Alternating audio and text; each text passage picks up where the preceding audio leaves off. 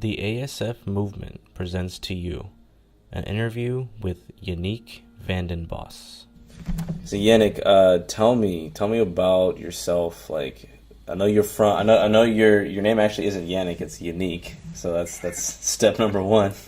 That's for everybody out there. Its name is Yannick, not Yannick. And you're from The Hague, Netherlands, correct? Yeah, that's correct. Tell me more about yourself. Well, basically, I got started within this industry on the 2nd of April 2008. I remember the day because I was this 16-year-old kid that attended a meeting with my mom. My mom was actually attending a meeting of some home-based business owners, MLMers, that came from Denmark to the Netherlands to give a presentation about their MLM company. And I was just there, like I was just sitting there, just like listening a little bit, not really whistling, but also like I was curious because it was like these people are explaining how to make money on the internet or also like offline. I was like, wow, what is this about? So like they got my attention more and more and more, and all of a sudden I was like fully focused on this presentation. And by the end of the presentation, I was like, wow, I used to use the computer for video games and to play games, and now they're telling me I can make money on the same computer. So, and that actually got me started in this industry because at that point I decided to break my piggy bank and invest my money into an MLM company and got started. And then I was this 16-year-old kid that was in this company, and then the next question was, okay, so where is the money now? So what do I need to do? So that was the start of my journey because at that point I was like a little bit lost.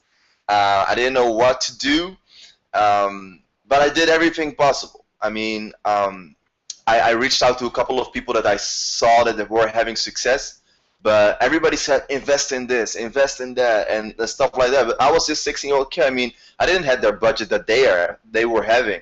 And at that point, I educated myself and really like, not even educated myself like in knowledge, but also like in my mind that I had to really learn stuff. Like I really had to learn how to get these things for free. So when they said, go get Aweber, I was trying to find another way around. I was trying to find like scripts that I can send out with emails and stuff like that. Or when they said something about, I don't know, they had like all these tools and stuff. I was trying to find this free thing or whatever, like to make it happen, because I know like if I can just copy what they were doing, I know I could be very good at this too, because like I wanted to go get it. I mean, this was something that I really wanted to do. And like if I didn't continue at that point, I wouldn't be here sitting talking with you actually right now. So that's actually a bit how I got started in this industry, like as a 16-year-old kid just attending a meeting and now sitting here with you. That's awesome, man. That's awesome. You talk about your go-getter mentality. Where do you think that stems from? Like, what makes you a go-getter, right from the get-go? Because, I mean, a lot of people enter into this industry, and just like you, they don't know where to start. Just like you, they're being told different things, and they're trying to find their own way. But a lot of times we see people not necessarily having that go-getter mentality. So where did that come from for you when you started? It all starts with this vision. It all starts with this why. Why did you decide to actually enter in this industry, and why do you want to build this legacy for yourself? Or why do you want to build this business for yourself? What is that deeper drive? And for me, it was at that point of my life, I was like, wow, I want more, you see? So I saw my mother working hard at a job.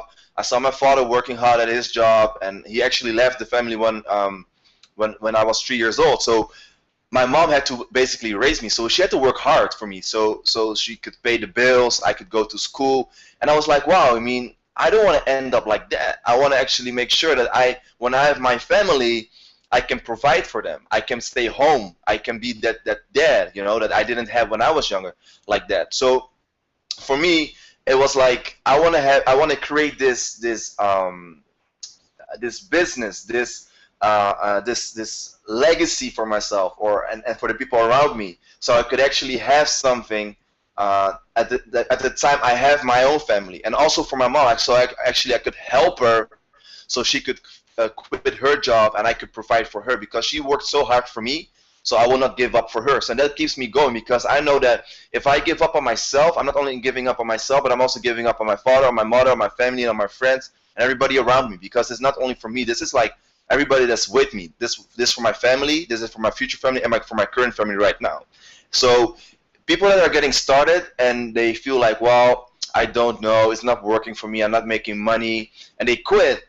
They're not just quitting on themselves, but they're quitting on their family too, in my perception, in my opinion, because I've dealt with a lot of people in this industry, and everybody says the same thing. They're doing it for themselves and for their loved ones. And what do they want? They want time freedom and they want money freedom.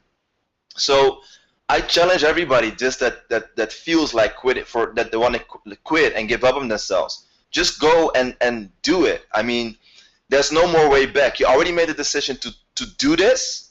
You didn't say, I'm going to try this. No, you're going to do this.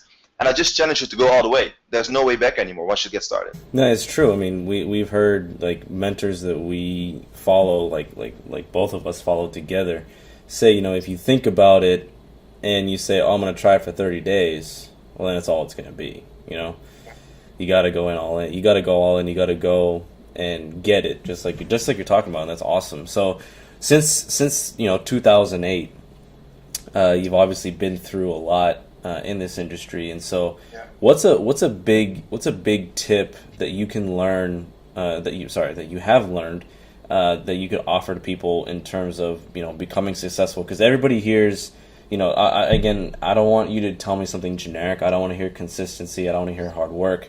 But give me something else, like a sales tip or a prospecting tip that could could kind of change the game for people.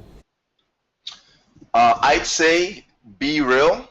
That's like a little bit generic, but I'd say like this: be real, be you. Don't try to be somebody else. That's the first tip I would give. But also keep educating yourself, because if you want to build your business, people are looking for a leader in this business. They're looking for somebody can follow and learn from. So if you really want to have success and you want to build it up within maybe a month or 2 months, it's possible. It's possible to build it up within 1 or 2 months. It truly is, but you have to go hard. So what I advise you is then to be real and educate yourself. Learn a specific skill or a specific type of knowledge that makes you unique. Because when you're prospecting people, they have 2 questions in their mind, and those 2 questions are: can you be the leader to take me to my goals? And what skills are you going to teach me to take me to that goal? So if you can answer those 2 questions to your prospect without even them asking it, then you're already going to see so much more results in your business. Because if you can position yourself as a leader in the first place, and you have the specific knowledge, product, or skill set, you are actually differentiating yourself with the other people in this business. And people will follow you because you are real, you have a story to tell, and you have this specific thing, that specific competitive edge over somebody else. That's sick. That's really awesome. And so I know, we kind of became friends, and we became business partners, and actually becoming better and better friends every day through the ASF movement. So if you could, tell people why you joined the ASF movement and what the ASF movement has provided for you and can provide for other people. Yeah, sure. So the reason why I joined ASF is mainly because I can see go-getters in the group. I can see people that actually have the same vision, the same drive as me. And from the time from like 2008 to like 2012, like I've been in this industry, and it can be very lonely. I've said it many times, because when you work from home or when you're trying to build a business, then you're sitting a lot of times behind your computer, right? You're isolated sometimes from the world because you're trying to build something. Actually, you're building something that you can benefit from on a later point. So at that time, for me, I mean, I have cut off a lot of like friendship and relationships with people that didn't saw my vision, that didn't saw my dream. My dream was too big for them, so I had to cut that off. But with the people from ASF, they have that same drive and that same vision. So it only makes sense for me to get in that community and to learn from those people, and they can learn from me. So we create that synergy effect. Because Sid, you have stuff that I didn't know that you teach me like yesterday or today, and I can tell you something that maybe you don't know. So we actually learning from each other, and at the same point, we have the same drive, the same vision, so we get to our goals faster. So within the ASF, there's like only serious people that are actually, they know what they want, and they know where they're going. So it's just a very inspiring place, and with a lot of people from different backgrounds, different stories, and it's just wonderful to see.